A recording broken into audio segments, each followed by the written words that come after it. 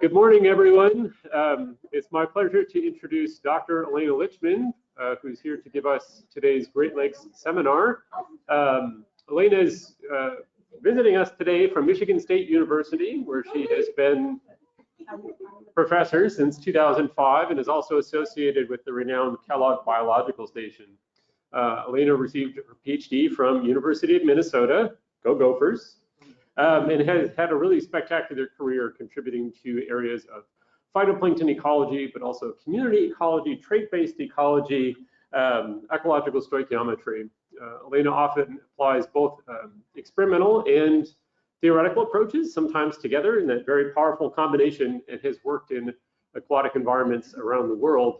Her contributions to science were recognized in 2021 by the Association for the Sciences for Limnology and Oceanography when she received the G. Evelyn Hutchinson Award. And I also just want to point out on, I guess, a more personal note, that Elena is one of the most generous and insightful collaborators in science. So I had the pleasure of meeting her for the first time at, I believe, the inaugural conference for biological stoichiometry in Peterborough. And I came away from that meeting just really inspired by the ideas that she shared with everyone throughout that meeting. And then more recently, Ashley Bertner, one of our colleagues here at the lab, attended another conference on biological stoichiometry and came back with a similar sentiment about how inspiring Elena is, and immediately put in the nomination for the seminar. Wow. So please join me in welcoming Elena Litchman. Thank you very much, Casey, for this wonderful introduction. Was it really me? I'm excited to be here and to meet with every one of you, like who's on my schedule. And if you don't have a chance to meet with me today, I'd be happy to either you visiting Kellogg Biological Station, it's not that far, or we could Zoom, or maybe I could come back to Ann Arbor. So we have a lot of opportunities for future interactions, and I really would love that. Today I'm going to talk to you about phytoplankton, and this is like sort of the core of my research, and I know a lot of people here can relate to thinking about phytoplankton as very charismatic organisms, especially if you have a microscope. So I'm a phytoplankton ecologist, and I work both in marine and freshwater systems. And I will give you sort of like an overview of some of the projects that we've been doing over the years. And so Casey already mentioned these trait-based approaches that my lab have been developing for a long time. And it's a framework that basically allows us to sort of understand the mechanisms of how communities, ecological communities are organized.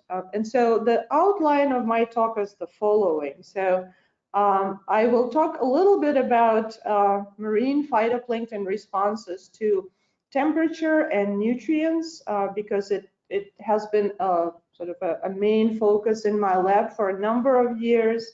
And then because this is the organization that studies Great Lakes, I will talk about Lake Baikal work. And then finally, I will touch upon our work on using traits to understand and predict harmful algal blooms in the Great Lakes and in smaller lakes. And so I hope it will be of interest to many of you.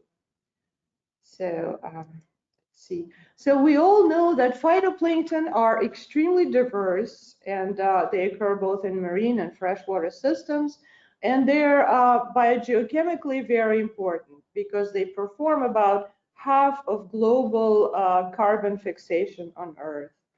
And so if we think about functional and biogeochemical diversity of phytoplankton, we immediately can think about these different taxonomic and functional groups of phytoplankton. So I'm not sure whether I should use power, like maybe I could use my cursor. Just down here, should be a pointer.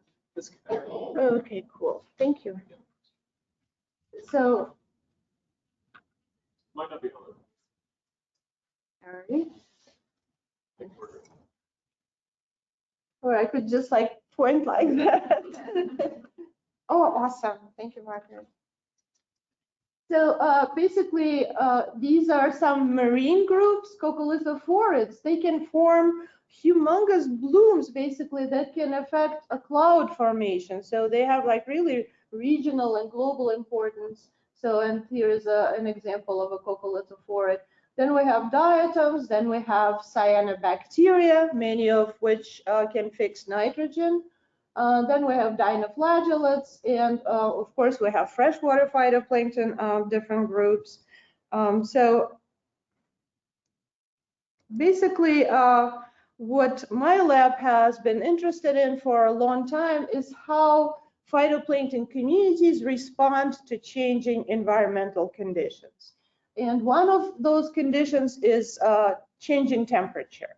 So, and we know that Earth is warming. And so here is the prediction for temperatures, future temperatures in the ocean.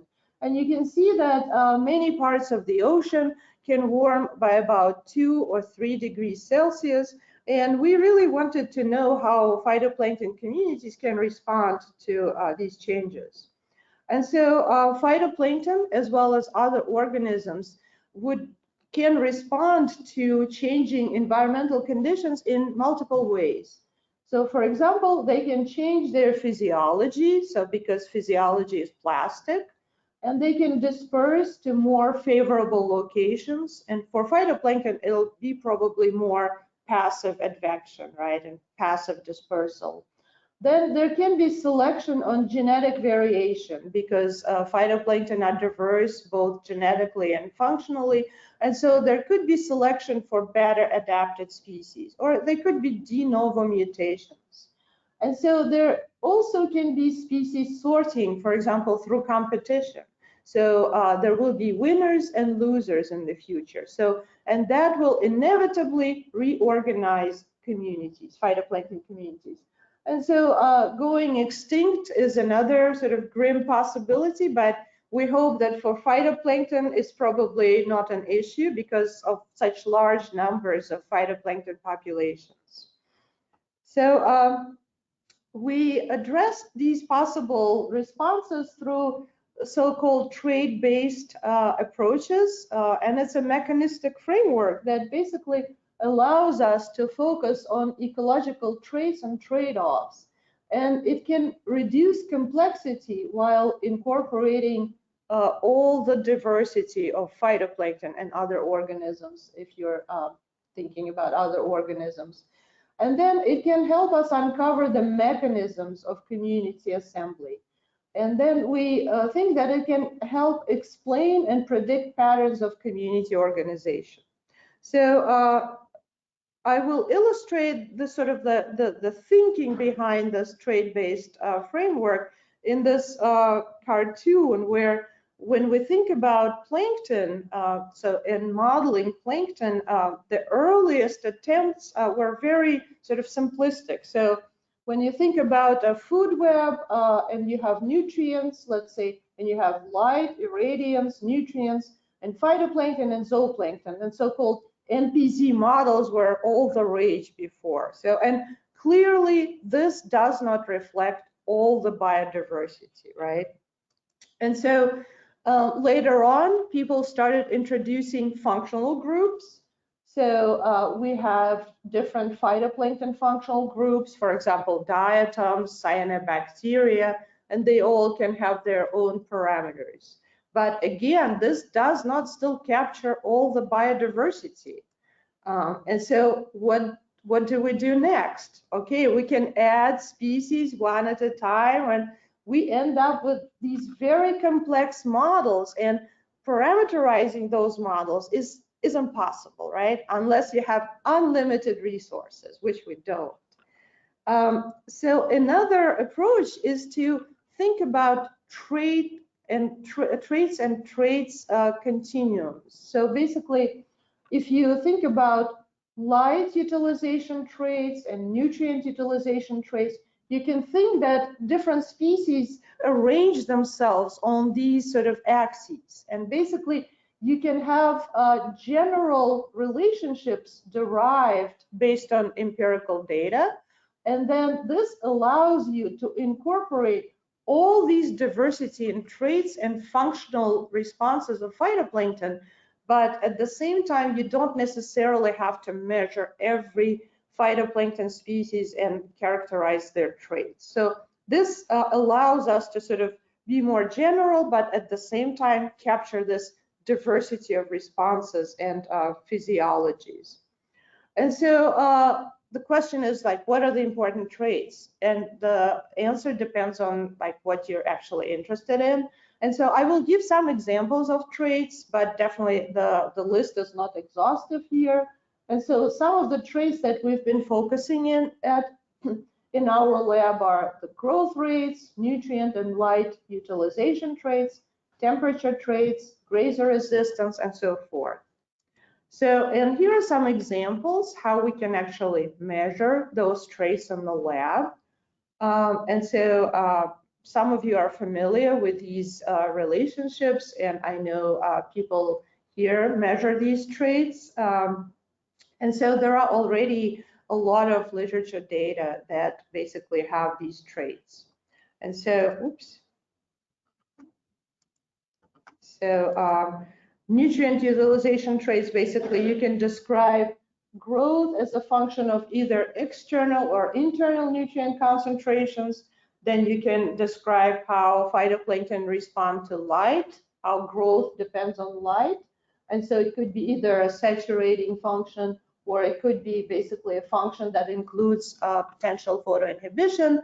So, and you can derive these traits from lab measurements, and then you can parameterize models, trait-based models. And so now I will focus on temperature-related traits, and I will present some results that we've obtained over the years for marine phytoplankton, but we have also data for freshwater phytoplankton as well. So temperature is an important environmental factor, and growth rate usually depends in a sort of non-monotonic way on temperature. And some of the traits that we've been focusing on are the optimum temperature for growth, the niche width, and the maximum and minimum temperatures at which growth is possible. And if you take any organism, that's how they would respond to temperature most of the time. And so we've collected data for a lot of different phytoplankton species and strains that were isolated from different parts of the ocean. And as I said, we have also data for freshwater phytoplankton. And so then we wanted to know whether there are any patterns in these temperature-related traits. And so this is like basically the work that started all the temperature direction in my lab. And it was spearheaded by two former PhD students that I showed you in the previous slide. And so here is one of the patterns that we found. So, and this is the optimum temperature for growth versus latitude.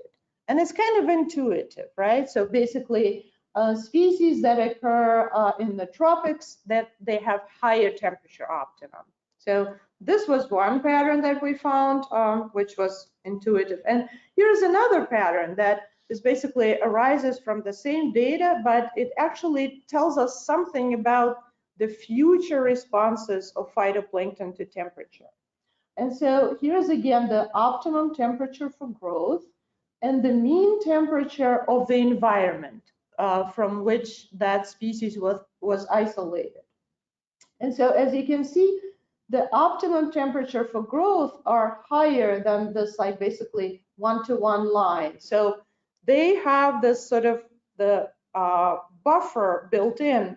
So if you think, so basically if you remember the growth temperature curve, the most species then live in the environments that cover this like ascending part of the curve.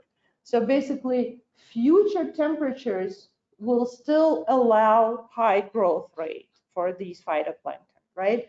However, for tropical species, their temperature optima fall on the one-to-one line. So basically they live sort of at this cusp of this curve. So basically, any future increases in temperature will result in a decreased growth rate. So basically, it's somewhat counterintuitive that tropical species seem to be more vulnerable to rising temperatures than, let's say, temperate species.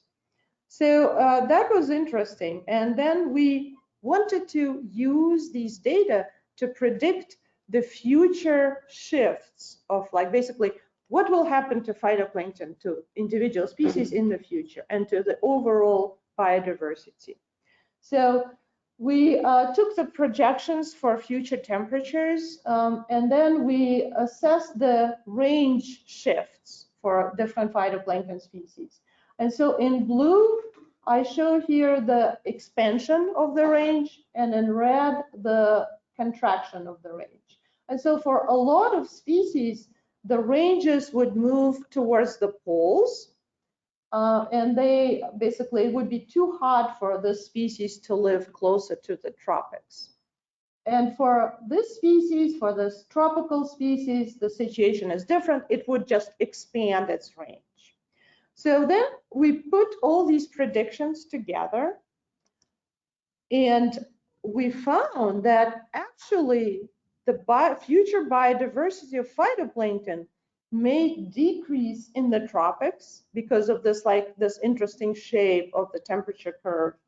And so then in contrast, the biodiversity in the polar and temperate regions is predicted to increase.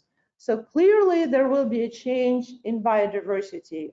And actually empirical studies are supporting our predictions, which is always nice, right? Because, like, you can generate all sorts of predictions, but if you don't check them against the real data, then it's not very useful. So we based those predictions just on temperature alone. But of course, we all know that phytoplankton growth depends not only on temperature, but on nutrients and other factors. And so we wanted to understand how nutrients and changes in nutrient concentration can possibly alter the responses of phytoplankton to temperature. And it turns out that, as you could have guessed, the growth rates under nutrient limitation are lower. So here are the temperature curves for the same species, marine diatom, at different concentrations of nitrate. And so in red is the lowest nitrate concentration, and in blue is the highest nitrate concentration. And as you can see, the growth rate is lower under nitrate limitation, but at the same time, temperature optimum seems to be shifting towards lower temperatures. That was unexpected. So that means, and so you can see here how temperature optimum depends on nutrient concentration. So that means that under nutrient limitation, phytoplankton will be more sensitive to high temperature, right? And so in the ocean, at least, we see a lot of nitrogen and other nutrient limitation. And so in the future, it's predicted to increase. So basically, I call it a double whammy. So you're hit by nutrient limitation and high temperatures, and you do not perform well. So when we take these relationships and put into our predictions, it turns out that there are, even for tropical species, there will be regions here in red, which will be non-conducive to positive growth of phytoplankton. So clearly, multiple stressors matter. You know, interactions between stressors matter. And we're still just beginning to understand all these possible interactions.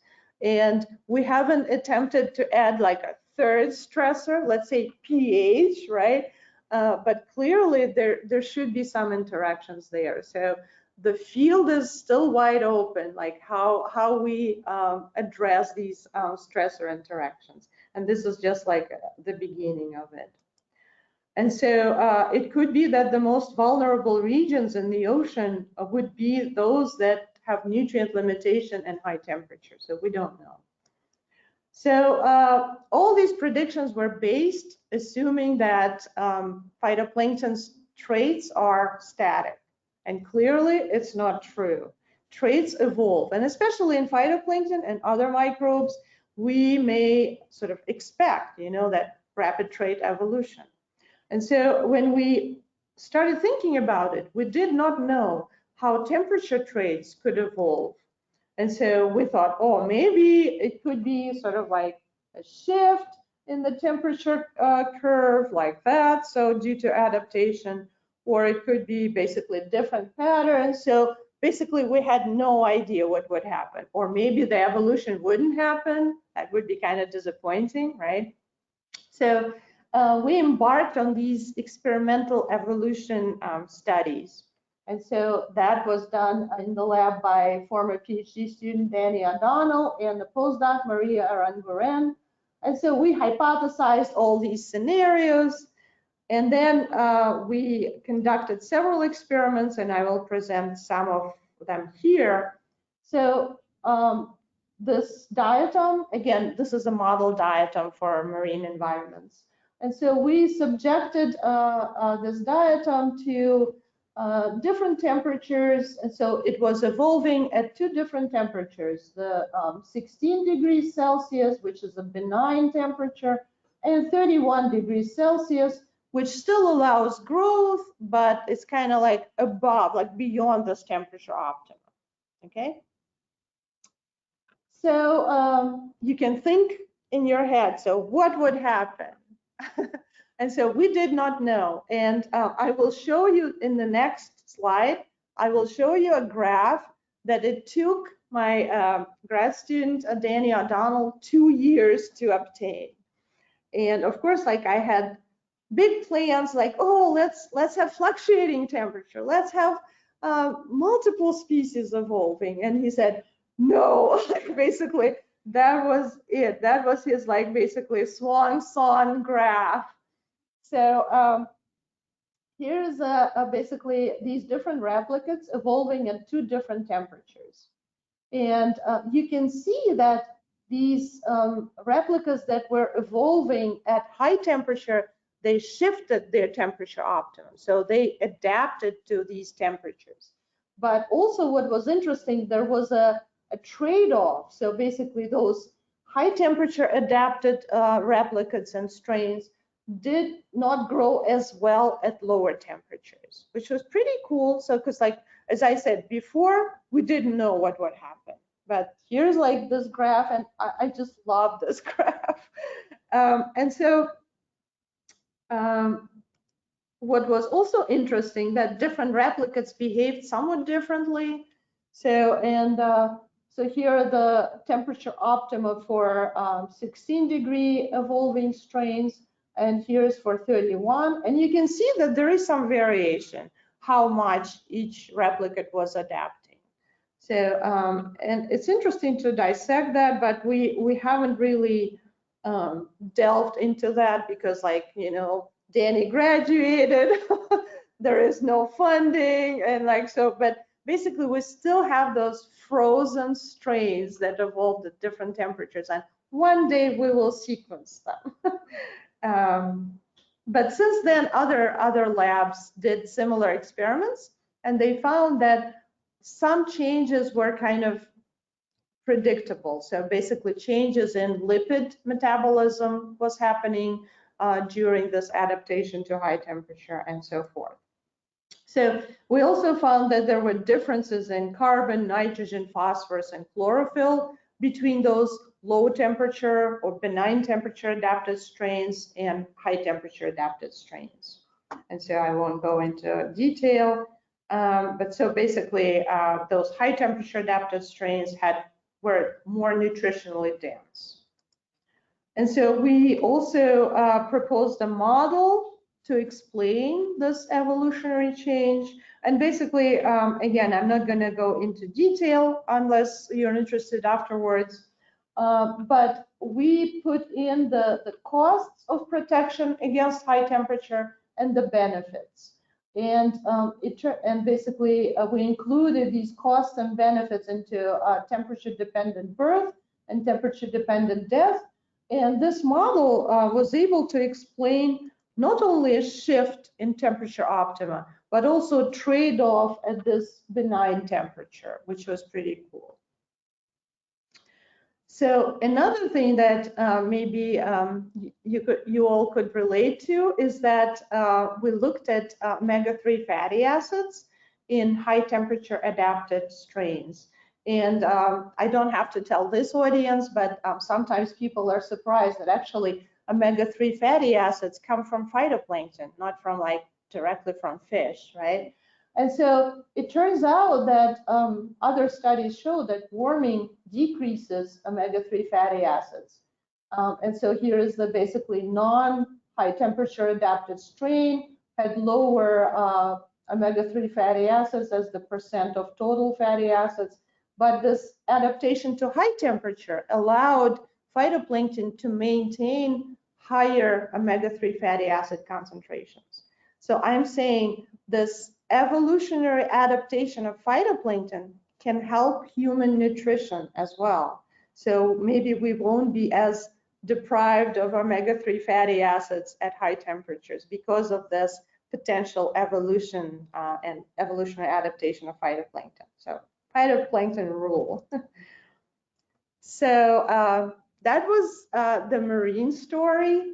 And I will now show you some of the results that we obtained for a very different system, Lake Baikal in Siberia. And we had a great project together with the Russian scientists. And actually, I have sort of a personal association with Lake Baikal because my mother comes from the area, so she's one of the indigenous people living there. Since then, she immigrated to the U.S. So we had this project, and what is interesting is that Lake Baikal, well, first of all, is the largest, the deepest, and the oldest lake in the world, and it holds about 20% of all unfrozen fresh water in the world. And it's a UNESCO World Heritage Site because people call it an evolutionary lab, because there are so many endemic species that occur only in that lake. And on top of that, Lake Baikal is undergoing rapid warming and the reduction in ice cover duration. So when you look at the planktonic food web in Lake Baikal, it's really interesting. It's basically, it consists of mostly endemic species at different trophic levels. And so we have endemic diatoms that bloom under ice and produce a lot of biomass. So that fuels zooplankton, which are also endemic. So one species, Epichura baikalensis of this zooplankton comprises about 98% of all crustacean zooplankton. And then we have endemic predatory zooplankton, endemic fish, and then finally we have an endemic freshwater seal, the world's only freshwater seal. How cool is that? I don't study seals, but actually they were the ultimate motivation for this research. And so I don't know if this will work, but here is a video. Doesn't have much scientific value, but just to entertain you. So you can see the shape of these freshwater seal, and they're very well adapted to these low temperatures and feeding on endemic fish. And so we wanted to know whether with warming, this food web may undergo changes, right? And so we sampled the lake in different times of year, including winter sampling. And so if you are curious about the thickness of this ice cover, it's about 1 meter, so 3 feet. And you can see this is sort of a low-tech way of obtaining samples here. But nevertheless, we managed to isolate endemic diatoms into culture. And let me tell you, I was ecstatic to actually finally obtain them, like, and have them growing in the lab in Michigan, because, you know, transporting them was extremely difficult because they don't grow above 12 degrees Celsius. And I have a lot of stories how we transported those diatoms. But so here are the curves, the temperature curves, and you see they're very different from the temperature curves that I showed you before for other phytoplankton.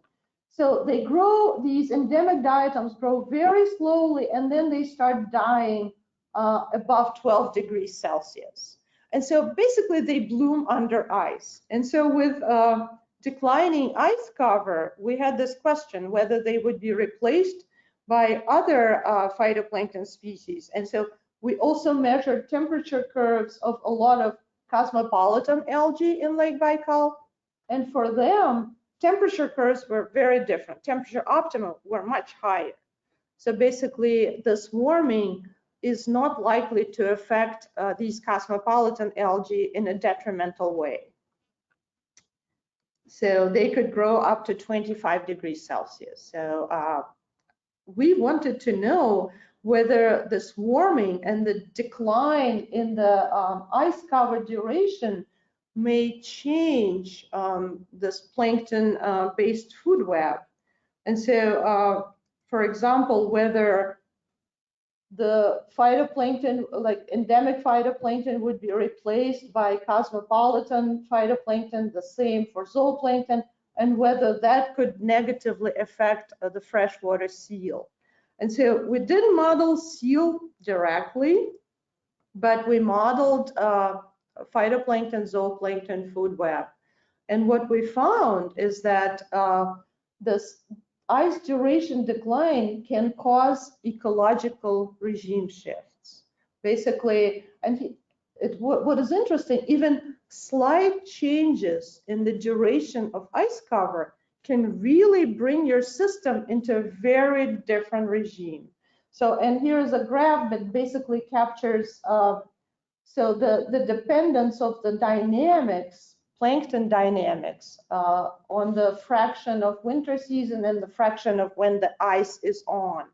And so I'm not going to go in detail about this, but I wanted to show, so in blue are the endemic diatom species, and in green are these cosmopolitan species. And so with high duration of ice cover, we have both like sort of these endemic and the cosmopolitan species.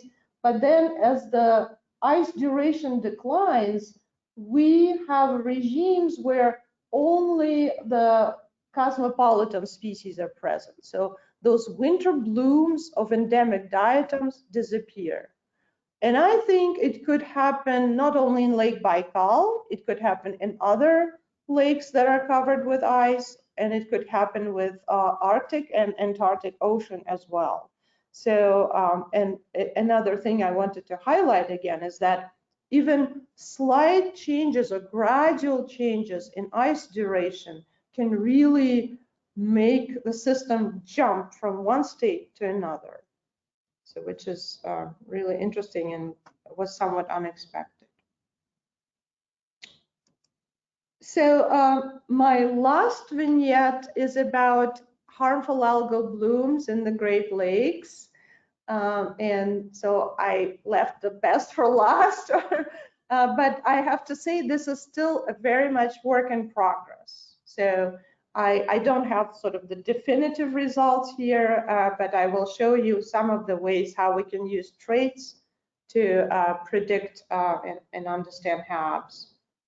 So, and here is one result from sort of our compilation of temperature traits.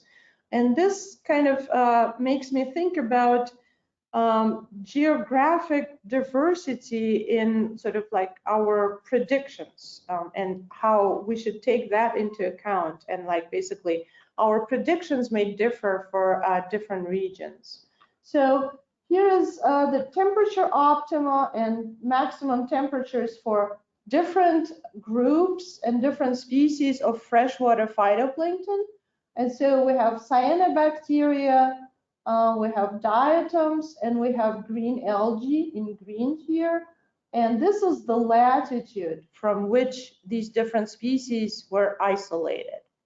And so you can see if we look at the temperate latitudes, cyanobacteria tend to have higher temperature optima. And this is sort of kind of a known fact, right? And that's why we predict that warming will preferentially stimulate cyanobacteria, right?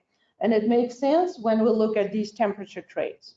However, if we go to tropical regions, we see that temperature optima for different groups of phytoplankton are much more similar.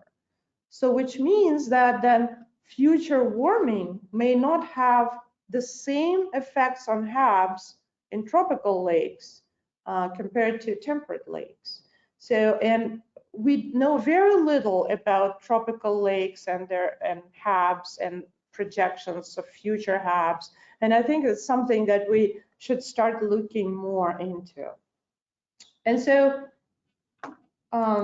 when we think about multiple traits, not only temperature traits, but nutrient-related traits, light-related traits, we can sort of map the trait space for different groups of phytoplankton. And here I tried doing it for temperature optima, alpha, which is like sort of like how well they grow at low light, and phosphorus affinity. And what we found is that actually these different groups of phytoplankton, green algae, diatoms, and cyanobacteria, they kind of occupy different parts of this trait space, which is very exciting to me, despite like sort of initially we predicted that there would be a huge overlap and not much difference. But if you think about multiple trait dimensions, you can find these differences. And so if you think that different times of year could stimulate or could favor different combinations of traits, we may sort of predict how like seasonal succession, for example, will go. So if you have, let's say, early in the season, we have low temperatures, we have basically abundant light, and then we have a lot of nutrients, right? And so then that could favor diatoms. And then later in the season, when temperatures warm, we have more light limitation. So we can have environmental conditions favoring different groups of phytoplankton that have different combinations of traits, right? And so that could be cyanobacteria, for example. So then we are also trying to understand whether nitrogen fixers and non-nitrogen fixers among cyanobacteria have different responses to environmental factors. And it turns out, and it's probably not surprising, that they do have different responses in abundance, for example. And so, for example, it turns out that increasing temperature may not necessarily stimulate nitrogen fixers, but it does seem to stimulate non-fixing cyanobacteria. And so the same, like you may have different responses to increasing nitrogen, phosphorus, and ratios. So basically, we need to have this nuanced approach, right? Not all lumping all cyanobacteria. And I know you don't, but some people do. So like, oh, cyanobacteria are all the same. No, they totally have different traits. And so when we compare traits, we can ask different questions based on those comparisons. So for example, let's say if we compare traits of major taxa, for example, green algae, cyanobacteria, diatoms, cryptophytes, and so forth, we can ask whether the conditions are conducive to cyanobacteria being dominant. So when we compare interspecific trait differences, traits, we can ask a different set of questions, like what cyanobacteria would dominate under what conditions, right? And so we can dig deeper and compare intraspecific traits, right, like trait values, and we can ask yet another set of questions. So again, this is just to illustrate that comparing traits at different levels can really inform us what cyanobacteria we may expect under what conditions. And so another sort of project that we have in the lab, and it's spearheaded by Carol Waldman-Rosenbaum, a student in the lab, and some of you know her because we have collaborations here with several folks. And so she's been isolating, and she's like, I've never seen a person so successful and so driven at isolating those different strains. So far, she has more than 350 strains and culture of different cyanobacteria. And I've never told my students, calm down, do less, right? But with her, I have to do it. So, and she recently went to Lake Victoria in Africa, and she also isolating a lot of strains there. And I'm very curious to look at traits of cyanobacteria from those from Lake Victoria and other lakes in Africa. And so basically here are some examples of strains. And so what we're doing now, so in collaboration with Greg and Anders, we're looking at sort of like the phylogenetic relationships among those strains. And so we hope to get some results. And so it looks like actually Lake Superior Dolichospermum may be somewhat different from Lake Michigan and Lake Erie Dolichospermum, but we're just like, basically we're adding more data to these analyses. And so Carol is measuring temperature traits for different species of cyanobacteria isolated from different lakes. And what is interesting to me, I'll just point out one fact here, is that Lake Superior Dolichospermum in green here, so other cyanobacteria practically, like we couldn't isolate them from Lake Superior because it's mostly Dolichospermum there. But you can see that temperature optima for Lake Superior Dolichospermum tend to be lower. There is, of course, a range of temperature optima, but they seem to be adapted to those lower temperatures in Lake Superior. So this is exciting to us because it shows that there is local adaptation of these different strains of the same species to local conditions. And so another interesting trend that is emerging is that microcystis may have higher temperature optima than Dolichospermum and Ephanesaminen in most of the isolation locations, except for Sandusky here. So, and as I said, this is still work in progress, and we're looking at phosphorus affinity and other traits. And so, stay tuned. Like maybe we have these multi-dimensional trait spaces that would be exciting to see if there are different lakes have different parts of those trait spaces occupied. So take-home points that we predict that warming may shift phytoplankton ranges and decrease diversity in the tropics. And then we think that evolution may offset the negative effects of warming. And then resource limitation may make organisms more sensitive to high temperature. And also declining ice cover may cause ecological regime shifts in planktonic communities. And then we think that thermal and other traits can help us understand and predict HABs in different environments. And so I would like to thank many people in the lab and sources of funding, and all of you for listening. And thank you very much.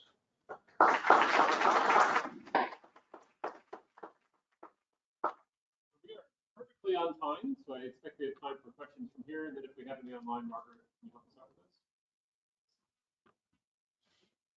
Question I'd like to lead off with.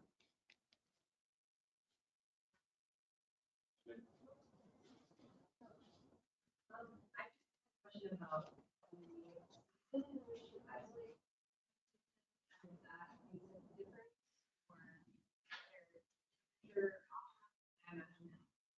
Great Lakes maybe a lot of them are isolated during the morning? Yeah, very good question. So you're correct. We isolated most of cyanobacteria in the summer. And so that is definitely will have an effect on what traits we like what temperature optima we have. And we did another study where we isolated same species at different times of year, and we found adaptation to basically species isolated in the spring had lower temperature optima than species isolated in the summer. But like for these cyanobacteria, we mostly were focusing on like when they were in bloom. Yeah. Mm-hmm.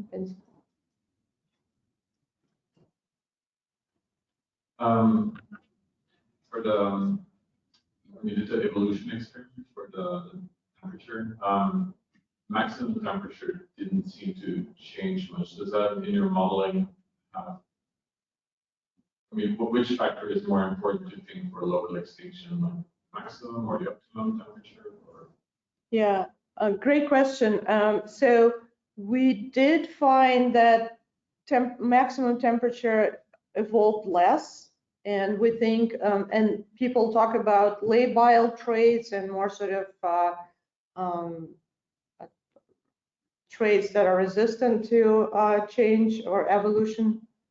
And so we think that maximum temperatures are the traits that are sort of less labile. And we, in our model, we did not have that limitation. So basically we didn't find much difference. But I think sort of, we're not sure like what constraints to include. Maybe like protein denaturing or something like that.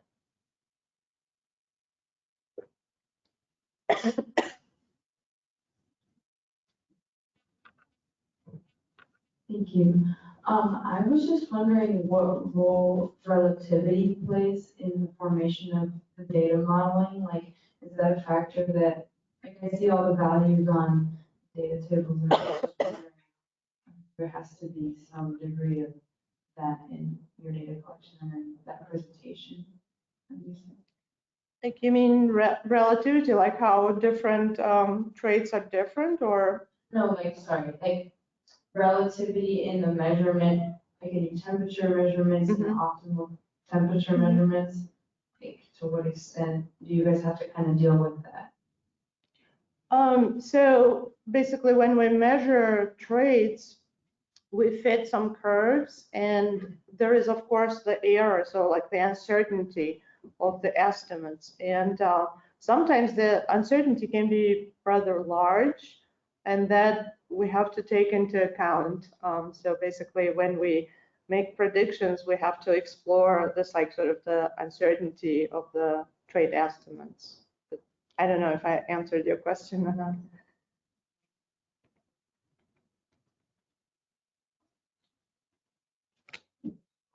I have one question which is related to initial conditions. So when you say the algal succession or algal internal competition, so did you calculate average or calculate separate? Yeah, good question. So when we do the experiments, like the community change experiments, we put them together, and so we monitor like how they perform and how they interact. But usually, you know, in the lab, they grow in their own flasks, so we don't like grow them together before the experiment. And so you're saying that like basically that could have like pre-adaptation to other species could have a role. Yeah, I agree, but like I don't know how to deal with it in experiments, not yet. The picture of multi-dimensional trait space you showed was really exciting, and just wondering if you can speculate on how many dimensions are there, and or at least how many do we need to distributions? Wow. That's an open question. So I am hoping not too many dimensions, but you know, we're as humans, well, we cannot think in like dimensions higher than 3, or at least not many of us can, right? I had somebody who said he dreamt in 4 dimensions, but I never could figure it out. But so I think in terms of traits that may matter, trait axes, I think it's easier for phytoplankton, let's say, than for like terrestrial plants or animals, I think. And I think nutrients, temperature, light, pH, and grazers, I think, would be my sort of top dimensions. And I think it would be cool to explore that, you know, and also to see in what dimensions different groups differ more or less, right? And how like different environments maybe allow certain subspaces or certain parts of the trait space to be realized, right? Compared to like the overall, because we're looking at size variation in different environments, and sort of for the same species, you have like wide range of sizes that it could basically exhibit, but for particular environments, not necessarily the whole range is realized. And so it's like really cool, like maybe for Lake Superior, we have this like basically they occupy lower temperature trait, like traits, trait values are lower, and then Lake Erie would be higher. Like overall, it would be like a wide range, but each environment maybe will have like a certain spot there. Cool, yeah, that's something to think about. We have one question online. Maybe this was talked about and I missed it, but what are the parameters to determine if a species has properly adapted? What determines a successful adaptation? Oh, wow, that's a great question. So I think like when you think about fitness, and high fitness probably would signify good adaptation or like sort of adequate adaptation to the environment. And for phytoplankton, one measure of fitness that a lot of people use is the growth rate. And so you may think that if growth rates are high for that particular species, then maybe you could say that it is adapted to a given environment. But there are some caveats as well, you know, like there are species that grow very slowly, but you cannot say that they're not adapted to that particular environment. It's just like their strategy. So it's a difficult question, but yeah, I think looking at fitness, different measures of fitness.